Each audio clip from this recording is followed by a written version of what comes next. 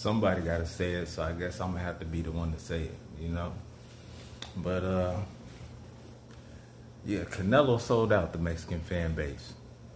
He took that big bag from Turkey to make the Crawford fight. He didn't want to have that fight in the first place. He wanted 150 million, 100 million to make this fight happen, and he wanted the same type of money for David Benavidez.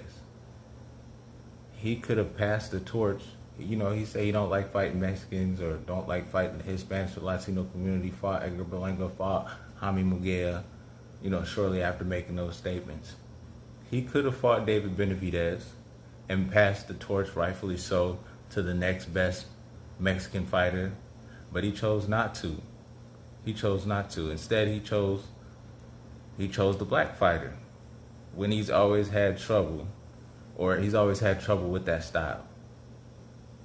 That's just what you get for, you know, being selfish and you know, not being aware. He could have rightfully so passed the torch to the next best Mexican fighter that was capable of beating him. Instead, he chose to pass that torch to Terence Crawford. Now Terence Crawford is the face of boxing. David Benavidez will have to take the long road to get that undisputed at 168 because Terence Crawford probably won't fight him because the style matchups just don't really match up. And I guess I get it. You know what I mean?